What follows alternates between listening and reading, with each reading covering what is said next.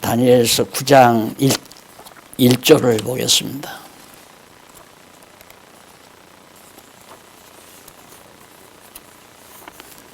다니엘서 9장 1절.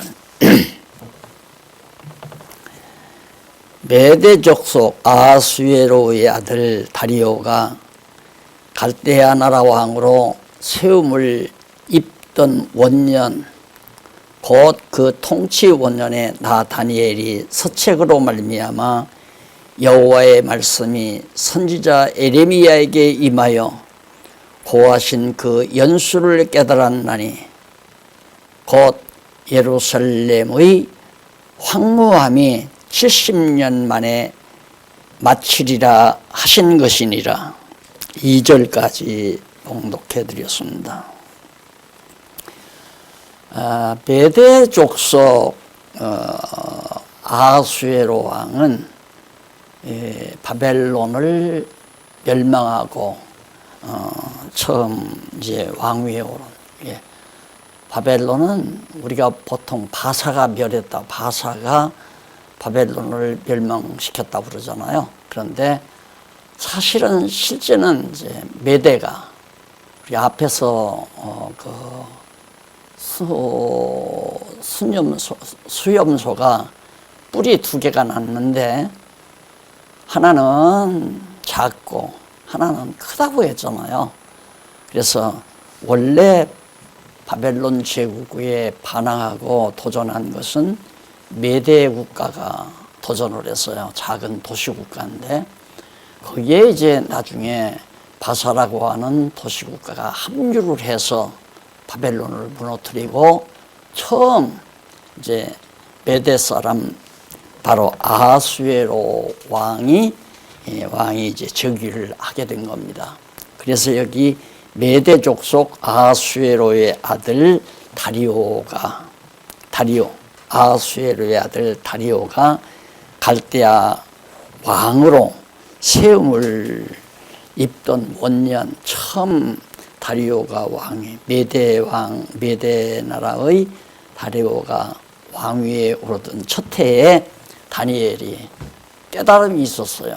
그 깨달음이 뭐냐면 하나님께서 일찍이 에레미야 선지자 우리 배웠잖아요. 에레미야 선지자가 하나님께 받아가지고 예언한 내용이 뭐냐면 예루살렘 망한다.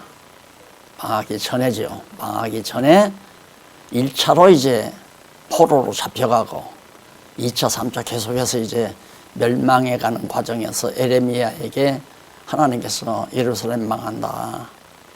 그 포로로 잡혀간 사람들은 바벨론에서 오래 살도록 터전을 잡도록 하라고 그렇게 얘기하면서 70년 동안 예루살렘이 이제 황폐하게 되진다. 70년이 바로 바벨론에 사로잡혀 가서 포로들이 생활할 수 있는 기간이고 그 70년이 다 차면 예루살렘이 다시 회복된다고 하는 사실을 에레미야 선지자가 예언을 했는데 다니엘이 그 예언의 말씀이 기억이 나는 거예요. 그래서 깨달은 거예요. 이제 하나님께서는 어차피 포로로 잡혀왔으니까 70년이 차면 이제 다시 회복해 준다고 하는 말씀을 했기 때문에 곧 회복이 되겠구나 하는 생각을 하게 된 거죠. 왜? 다리오가 왕위에 올랐을 때 그 뒤에 이제 고레스 왕이 바사 고레스 왕이 등장하잖아요. 이 고레스 왕이 이제 칙령을 내려서 각각 이제 자기 고토로 돌아가도록 포로민들에게 이제 그렇게 얘기를 할 거거든요. 칙령을 내릴 거란 말입니다. 그러니까 그걸 다니엘이 깊이 깨닫고 그때 이제 자기가 금식하면서 하나님 앞에 회개를 해요. 그 금식하며 기도하는 그런 회개의 기도 내용이 바로 지금 3절 이하로부터 계속해서 소개됩니다. 그래서 그 기도 내용을 일단은 같이 한번 읽어보는 것이 좋으리라고 생각을 해요. 그래서 3절부터 한번 봉독해 드리도록 하고 같이 보시겠습니다. 내가 금식하며 베옷을 입고 예?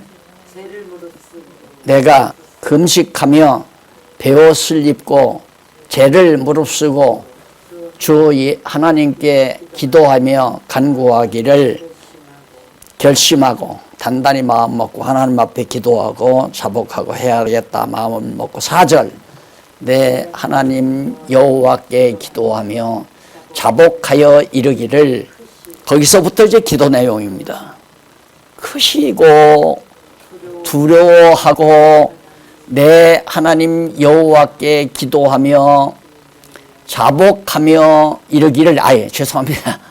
크시고 두려워할 주 하나님 주를 사랑하고 주의 계명을 지키는 자를 하나님께서는 그런 계명을 지키는 자를 위하여 언약을 지키시고 그에게 인자를 베푸시는 자시며 우리는 이미 범죄하여 패역하며 행악하여 반역하여 주의 법도와 규례를 떠났사오며 우리가 또 주의 종 선지자들이 주의 이름으로 우리의 열왕과 우리의 방백과 열조와 온 국민에게 말씀한 것을 듣지 아니하였나이다.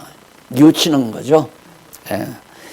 하나님은 정말 하나님의 규례와 법도 계명을 지키는 자를 위해서 언약을 지키시는데, 그러니까 하나님 말씀대로 살아가는 백성들에게 언약의 말씀을 지키는데 오늘 우리는 이미 언약을 다 어겼다 이거예요. 법도 어기고 규례도 어기고 다 어기고 처참하게 됐습니다. 그런 얘기예요. 그러면서 다니엘이 말하기를 우리는 이미 5절에 나오잖아요. 이미 범죄하여 패역하며 행악하며 그 다음 반역하여 주의 법도와 규례를 떠나싸우며 우리가 또 주의 종 선지자들이 주의 이름으로 우리의 열왕들에게 많은 왕들에게 다 예언을 했지만은 왕들마저도 선지자의 말을 듣지 아니하였습니다. 고백을 하는 거죠. 과거 역사를. 그러니까 부패하고 타락했던 예루살렘이 망하기 전까지의 과정을 이제 고백을 하고서 그 다음에 이제 7절에 보면은 주여 공의의 주께로 돌아가고 수욕은 공의는 주께로 돌아가고 수욕은 모든 고통이죠. 순환과 욕보임은 우리 얼굴로 돌아옴이 오늘날과 같아서 유다 사람들과 예루살렘 거민들과 이스라엘이 가까운 데 있는 자나 먼 데 있는 자나 가까운 데 있는 자나 멀리 흩어진 자나 다 주께서 쫓아보내신 각국에서 수욕을 얻었사오니 이는 그들이 주께 죄를 범하였음이니이다. 공의는 죄를 범하는 자를 하나님께서 수욕을 주고 하나님의 말씀대로 사는 자에게 언약을 지키시는 하나님의 그 뜻은 하나님이 당연히 하나님께로 돌아갑니다. 그건 옳으신 겁니다. 그렇기 때문에 지금 당하는 이 수욕은 우리에게 돌아오는 것도 너무너무 옳은 것입니다. 지금 바벨론 전 지역에 멀리 가까이든 멀리든 흩어져 있는 모든 사람들도 하나님께서 그 공의로운 하나님께서 범죄한 유다 백성들을 하나님께서 이렇게 다 흩어놓으신 거 아니십니까? 옳습니다 그 말이에요. 범하였기 때문에 그렇습니다. 그러면서 8절 주여 수욕이 우리에게 돌아오고 우리의 멸망과 우리의 방백과 우리의 열왕과 우리의 방백과 열조에게 돌아온 것은 우리가 주께 범죄하였음이니이다. 다 백성과 왕들과 방백들에게 오늘의 이 수치가 돌아온 것은 하나님 앞에 범죄했기 때문입니다. 자, 이럴 경우는 맞는 얘기예요. 이럴 경우는 범죄했기 때문에 하나님께서 이렇게 망하게 했다. 그런데 하나님의 뜻대로 잘 살아도 망하게 하는 경우가 있잖아요. 특히 욥의 경우, 그리고 요셉 같은 경우도 정말 하나님께로부터 그렇게 늘 꿈을 꾸어서 하나님의 뜻을 받기도 하고 그랬는데 애매하게 형들이 미움을 받아가지고 팔아서 애굽에다 팔아버리잖아요. 그래서 애굽의 종노릇도 하고 감옥도 들어가죠. 그럴 경우는 요셉이 죄를 졌기 때문이다. 이게 안 맞는 거예요. 그렇기 때문에 우리가 당하는 순환, 우리가 당하는 지금 현재 우리가 코로나 이것도 하나의 재앙 아니에요? 이것도 믿는 자나 안 믿는 자나 다 당하고 있는 거예요. 어려움을 다 당하는 건데 이것이 죄의 대가로 주어지는 경우도 있고 어떤 경우는 아니면 욥처럼 이제 요셉에게 하나님께서 순환을 준 것처럼 하나님의 선하신 뜻을 이루어 가기 위한 과정으로 하나님께서 시련을 주는 경우도 있고 그래서 여기에 나오는 다니엘의 기도를 하나의 상태적인 원리로 파악을 해서 죄지면 하나님이 망하게 한다. 이렇게 얘기하다 보니까 죄지면 망한다니까 성도들은 길이 없잖아요. 안 그래요? 그래서 이 순환도 계속해서 제가 거듭거듭 말씀드리지만 순환도 징벌이 있고 징계가 있다고 그랬어요. 그리고 시련도 있고 시련, 징계 이것은 택자에게 이건 불택자에게 주는 거죠. 이런 것들을 이제 이렇게 성경을 공부해 가면서 성경 전체 하나님의 섭리 속에서 이루어지는 일들을 이렇게 전제를 하고 지금 하나님께서 유다 백성들을 바벨론의 포로로 잡혀가서 그렇게 흩어져 살게 하시는 이 순환은 징계로구나. 그건 시련이 아니죠. 왜? 죄의 대가로 준 거니까. 그러니까 백성들은 이방 민족들은 바벨론이나 바사나 헬라 이런 이방 나라들은 불택자니까 그들에게는 선한 것이란 없잖아요. 다 죄인이란 말입니다. 그러니까 그들은 어떻게 보면 이스라엘 백성으로 와서 유다 백성을 쳐서 예루살렘을 정복하니까 그들은 잘 된 거고 망한 유다 백성은 못 된 거고 이런 문제들이 사실상 요즘 이제 우리 박홍기 교수가 심화반을 하잖아요. 심화반. 그 심화반에서는 이제 이런 문제들이 하나하나 정리가 돼야 돼요. 그래야 이제 성경 어디를 강의하든지 지금 다니엘이 기도하는 것도 우리가 징계를 받았습니다. 열왕도 죄를 짓고 백성들도 하나님의 말씀을 멀리하고 규례를 범하고 율법을 범하고 당연히 그 순환은 우리에게 온 것이 하나님의 공의입니다. 하나님의 공의로운 행위라 이거예요. 그러니까 공의는 하나님께로 가고 수욕은 순환은 바로 우리에게 오는 것이 마땅합니다. 이런 경우를 이제 다니엘이 얘기하는 거거든요. 그러면 예를 들어 다니엘 경우도 다니엘은 하나님의 말씀 때문에 바벨론에 있을 때 그 느부갓네살 왕 신사에게 절을 안 했잖아요.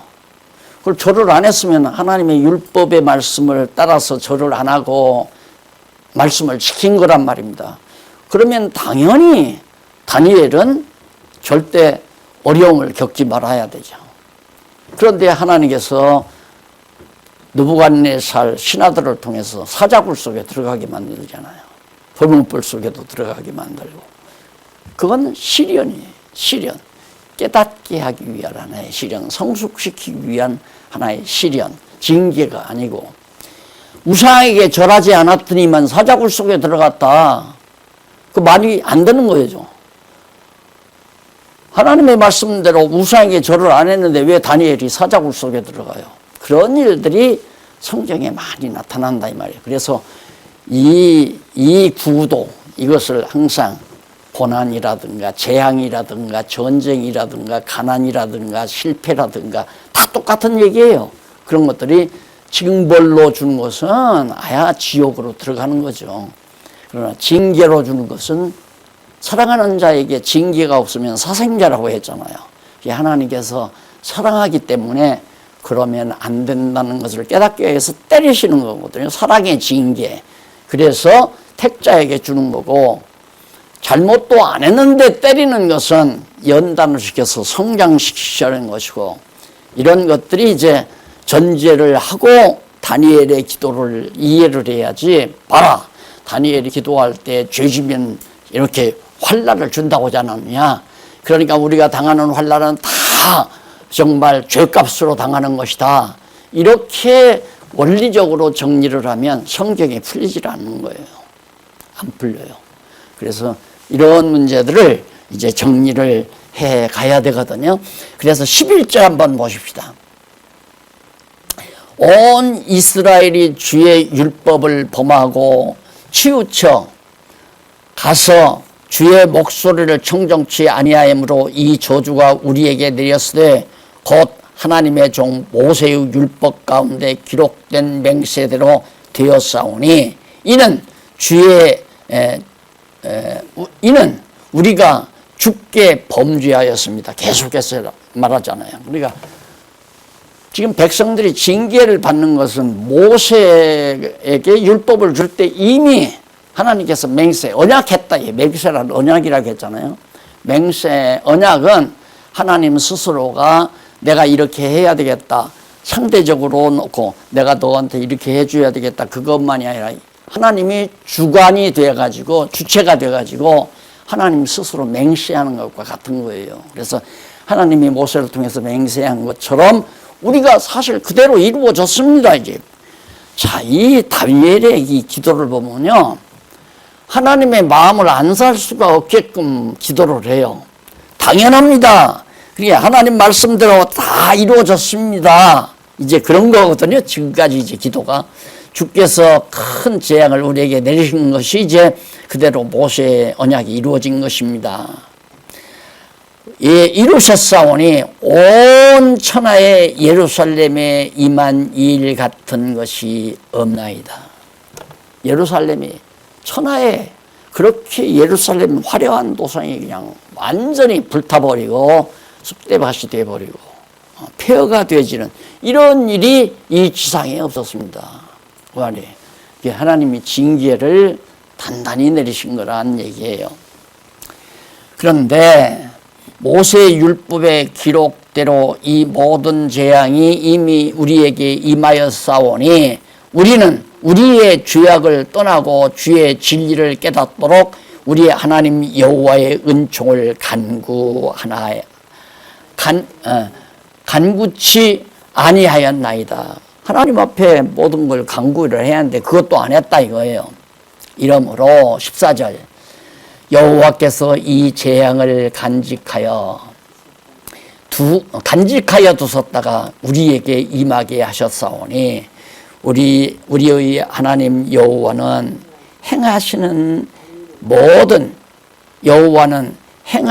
하나님 여호와는 행하시는 모든 일이 공의로우십니다. 하나님이야 정말 다 옳게 바르게 공의롭게 행하십니다. 우리가 그 목소리를 청종치 아니하였습니다. 우리가 말 듣지 아니하니까 당연히 하나님은 모세에게 언약대로 때린 거 아닙니까? 자, 그러면 여기서 이제 이 내용을 들 때 하나님께서 모세를 통해서 언약했어요. 이렇게 때린다. 잘못하면 때린다. 언약을 해놓고 언약을 했으면 뒤에 내려와서 유다 백성, 예루살렘이죠. 유다를 징계했어요.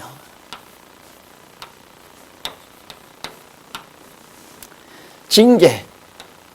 그리고 이제 다윗이 간구하잖아요. 간구. 다윗은 깨닫고, 다니엘이 간구를 한다 이거예요. 그러면 여기서 생각해야 될 것은 하나님께서 이미 500여 년 전 아주 500여 년 전이 아니라 1000년 전, 유다가 망할 때가 때로부터 1000년이 가까이 지난 이전이에요. 이게 모세에게 하나님께서 너희들이 율법을 범하면 율법을 이렇게 범하고 우상을 섬기고 내 말을 청종치 아니한다.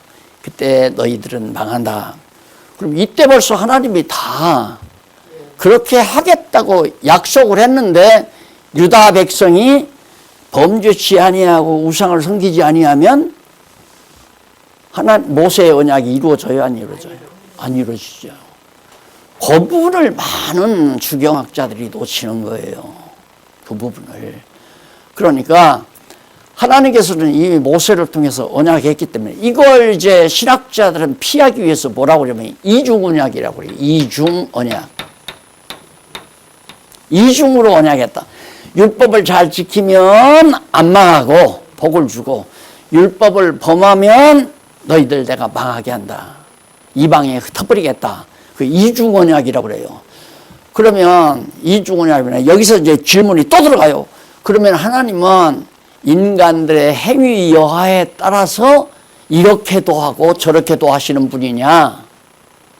그 말에는 그건 좀 곤란하다 이 말이에요. 하나님의 절대 주권인데 이런 어려운 문제들이 있는 게 바로 성경인데 이걸 신학적으로 잘 정리를 해서 이걸 가르쳐야 되는데 그러지를 않으니까 요즘 완전히 그냥 성경도 엉터리고 하나님도 없고 뭐 교회도 이제 망해가고 없어지고 이런 소리만 얼마나 많이 폭포수처럼 나오는지 몰라요. 교회가 만여 개가 사라졌다고 그러잖아요. 이 재앙에 코로나 재앙에 10,000개의 교회가 문을 닫았대요. 그리고 이제는 기독교 망한다. 존재 못한다. 그런데 그렇죠. 예루살렘 무너지고 다 잡혀갔으니까 이제 유대인은 망했다. 망한 줄 알지만 안 망해요. 하나님은 다시 회복한다. 그래서 때리시고 싸매신다고 그랬잖아요. 그러면 언제 하나님께서 성민나라를 세워가시느냐.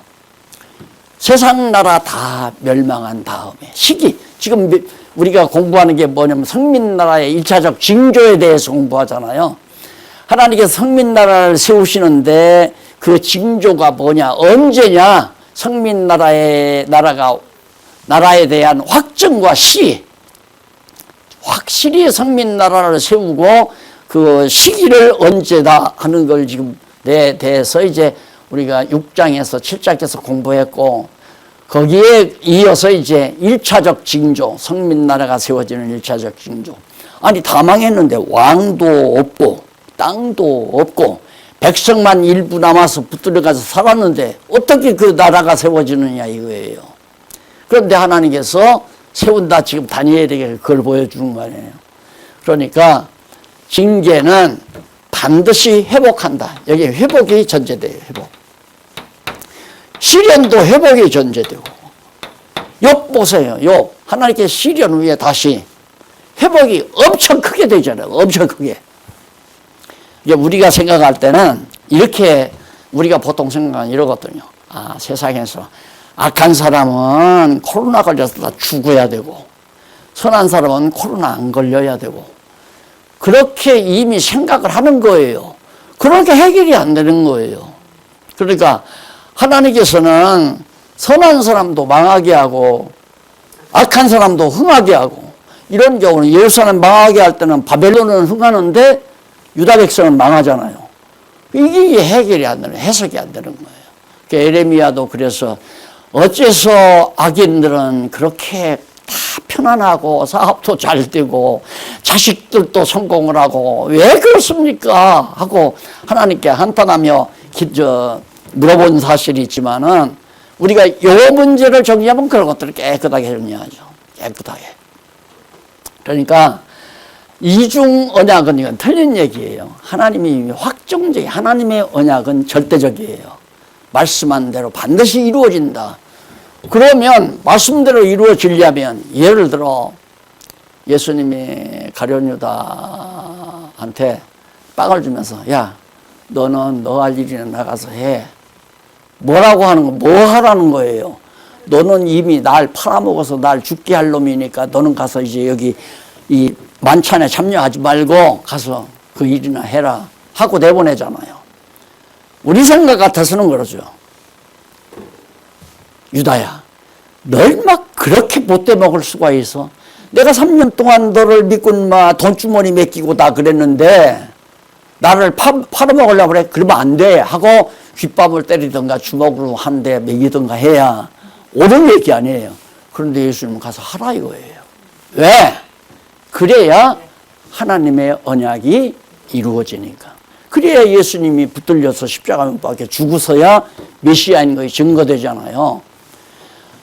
그래서 걱정은 성경을 모르기 때문에 걱정하는 거다 그 말이에요. 성경을 다 공부하면, 성경을 잘 공부해서 깨닫고 진리를 깨닫고 나면 걱정한다고 바뀌어질 것도 아니고 애쓴다고 해서 바뀌어지는 것도 아니고 그저 노력한다고 해서 이루어지는 것도 아니고 하나님이 시키는 대로, 가룟유다도 예수님이 시키니까 가서 팔아먹었잖아요. 하나님이 일할 수 있도록 시키는 대로 하다가 가면 돼요. 택한 백성은. 그러니까 근심, 걱정, 염려가 다 사라져버리는 거죠. 그래서 이거 천년 이전에 모세를 통해서 언약해 놓은 것이 유다 백성에게 그대로 징계로 이루어졌나이다. 그게 지금까지 다니엘이 기도한 기도 내용이에요. 그리고 나서 계속해서 기도가 나오는데 그 기도 내용이 뭐냐면 9장 16절로 27절은 죄의 용서를 구하며 70일의 환난에 대해 예언하는 내용입니다. 하나님께서 이미 에레미야 선지자들, 모세, 그 다음 레메야 통해서도 이렇게 예언했잖아요. 예언. 언약대로 이루어질 것을 에레미야가 예언했고, 에레미야는 좀 구체적으로 어떻게 70년 지나야 회복한다. 이걸 깨닫고는 다니엘이 지금 하나님은 모세에게 언약한 대로 예레미야를 통해서 예언한 말씀대로 그대로 이루어 주셨나이다. 그래서 내가 70일이라는 70년이라고 하는 이 사실을 깊이 내가 깨달았습니다. 그러면 자복하고 회개하잖아요. 회개한 다음에 이제 거기서 16절로 27절에 죄의 용서를 구하며 70일의 환난에 대해서 예언합니다. 자, 그러면 70년이 지난 다음에 회복이 되는데 다니엘이 또 한 번 이제 16절 한번 봅니다. 주여, 내가 구하옵나니 주는 주의 공의를 쫓으사 주의 분노를 주의 성 예루살렘 주의 거룩한 산에서 떠나게 하옵소서. 이는 우리의 죄와 우리의 열조의 죄악을 인하여 예루살렘과 주의 백성이 사면에 있는 자에게 수욕을 받음이니이다. 예루살렘 주의 거룩한 산에서 떠나게 하옵소서. 이제는 주는 주의 공의를 쫓아서 공의대로 예루살렘에서 다 떠나셔야 됩니다 하는 얘기죠. 그러면서 17절 그러하온즉 우리 하나님이여 지금 주의 종의 기도와 간구를 들으시고 주를 위하여 나를 위해서가 아니라 주님을 위하여 여호와를 위하여 여호와의 얼굴을 주의 얼굴빛을 주의 황폐한 성소에 비추소서.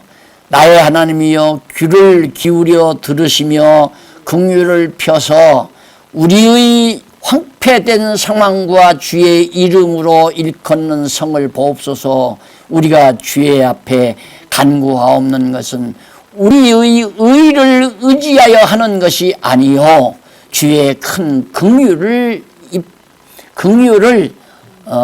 잃지 아니하여 함이오니 주여 들으소서. 주여 용서하옵소서. 주여 들으시고 행하소서. 지체치 마옵소서. 나의 하나님이여 주 자신을 위하여 하나님 자신을 위하여 하시옵소서. 우리에게 얼굴 돌려달라 이거예요. 지금 우리가 당하고 있는 바벨론 지역에 와서 고통당하고 있는 이 고통을 하나님이 직접 좀 보시고 우리에게 인자하신 얼굴을 돌려주십시오. 돌아보십시오. 왜냐하면 우리가 의롭기 때문에 하나님 앞에 그걸 구하는 게 아니라 하나님의 이름을 위하여 그렇게 하셔야 됩니다.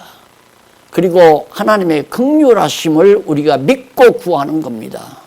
그럼 뭡니까? 에레미야 선지자를 통하여 70년 후에는 되돌이킨다고 했으니까 이제 이 언약대로 해달라, 이 예언대로 해달라 그거예요. 앞에서 하나님 다 말씀대로 다 하셨습니다. 그럼 말씀대로 하셨으면 예레미야를 통해서 예언한 말씀대로도 해줘야 되지 않겠습니까? 기도를 어떻게 해야 되는지 알겠죠? 하나님께서 여호와 하나님은 언약대로 이루시는 분이니까 이미 모세의 언약대로 저주를 했고 징계를 했으면 에레미야에게 예언한 대로 징계를 거둬주십시오. 70년 다 돼 갑니다. 그게 바로 다니엘 선지자의 기도의 핵심이에요. 누구를 위해서? 여호와 하나님 당신 언약하시는 여호와 당신 이름을 위하여. 당신 이름이 더러워집니다. 만약에 이대로 안 해주시면 언약대로 포로가 되게 하시고 예언대로 포로에서 70년 만에 돌이키셔야 언약대로 이루시는 여호와의 이름이 아닙니까? 영광스러운 이름. 그렇게 안 하시면 여호와의 이름이 거짓되고 추하고 거룩할 수가 없지 않습니까? 그 얘기예요. 그러니 우리가 하나님의 언약의 말씀을 깨닫고 산다는 게 얼마나 힘찬 내용인가. 반드시 이루어진다. 이 다니엘 선지자의 기도는 이루어지죠.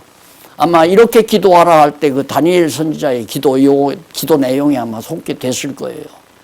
반드시 이루어지죠. 그러니까 기도는 언약대로 이루어 달라고 간구하는 게 기도예요. 내 욕심대로 이루어 달라는 것이 아니라 언약대로 이루어 달라는 것. 자, 여러분 우리 짧은 기간 요 몇 년 동안에 사는 이 우리의 생활도 보면 하나님께서 당신의 뜻을 이루어 가시는 모습을 우리가 생생하게 보잖아요, 눈으로. 우리가 그렇게 이렇게 해 주십시오 하고 구체적으로 간구는 안 했지만 우리의 힘이란 뭐냐면, 이렇게 2000년 역사 속에서 그 많은 학자들이 깨닫고 싶었던 성경을 어떻게 초라한 우리들이 깨닫고 마음의 힘과 위로를 얻고 살 수 있게 됐는가. 이걸 만약에 우리가 그냥 감추고 있다면, 땅에다 묻어놓고 있다면 악하고 게으른 종이라고 책망듣죠. 당연히 이걸 드러내야 되잖아요. 그래서 인간적으로는요, 금전에도 그랬어요. 젊은 우리 박 교수님이 요 시간, 요 11시 시간대, 이 시간을 이제 박 교수님이 했으면 좋겠다. 나는 그 시간 부담 없이 좀 해가고, 이렇게 생각을 했는데, 박 교수님이 막 절대 사양을 해요. 어른들은 아무래도 목사님이 하셔야 된다고. 그래서 했는데, 그 말을 하고도 겁이 나죠. 너 하기 싫어? 그러면 너 하지 마. 안 시킬까 봐서. 하나님께서 쓰지 않을까 봐서. 근데 하나님이 나를 안 써도요, 그냥 보고만 살아도 좋죠. 보고만 살아. 하나님 하시는 일. 그래서 사실상 은퇴하면서는 이 강론집을 다 쓰면서는 하나님 하시는 일 보며 살고 싶습니다. 소원을 그간에 했는데, 보여주기만 하는 게 아니라 써주시기까지 하니까 몸둘 바가 없죠. 왜? 확실한가? 이 엄청난 보화를 장안중앙교회 안에 이 시흥동 40번지 50번인가 시흥동 땅 요 앞마당에다 꼭꼭 묻어놓으라고 주셨겠습니까? 아니, 그건 아니죠. 이걸 만방에 자랑하고 퍼뜨리라고. 근데 하나님이 그렇게 역사해 가잖아요. 그게 하나님의 계획이니까. 왜? 너희는 가서 만민으로 제자를 삼아 복음을 전하라고 그랬잖아요. 복음을. 그리고 예루살렘과 유다와 사마리아와 땅끝까지 이르러 내 증인이 된다고 하는 확실한 증거가, 확실한 약속이 예수님께서 하셨기 때문에 복음 확실히 땅끝까지.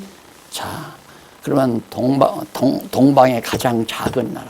참 요즘 신기한 건 대한민국이, 이게 지금 외국에서는, 해외에서는 대한민국으로 유학을, 어느 미국 교수가 그랬더라고요. 자기는 아들을 유학 보낸다면 대한민국으로 보내겠다고. 자기는 대한민국과 특별한 관계가 없지만은 지금 흐르는 모든 역사 전후좌우를 살피면 앞으로 대한민국은 세계 제1등 국가가 된다. 그러고 와야 강의실에서 강의를 하더라니까요. 자, 이렇게 경제적으로 앞서가죠. 그 다음 문화적으로 앞서가죠. 자, 뒤서가는 게 없잖아요. 계속해서 뒤쫓아가요. 계속해서. 다 따라먹고, 중국도 따라먹고, 일본도 따라먹고, 계속해서. 그런데 종교가 뒤처지겠어요? 기독교가 뒤처지겠느냐 이거죠. 아니에요. 그렇게 경제나 정치나 문화나 이런 것들을 하나님께서 앞세워 보내는 것은 바로 하나님께서 그걸 통하여 세계에 복음이 전거돼 가지고 교회를 세워가시려는 하나님의 섭리가 너무 분명하죠. 하나님께서 이미 헬라 제국을 통해서 제국화 만들어 놓고 헬라어로 신약성경 기록하게 했잖아요.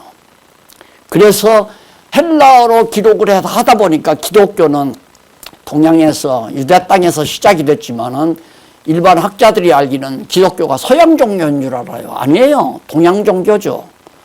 예루살렘은 동양 쪽에 속해 있잖아요.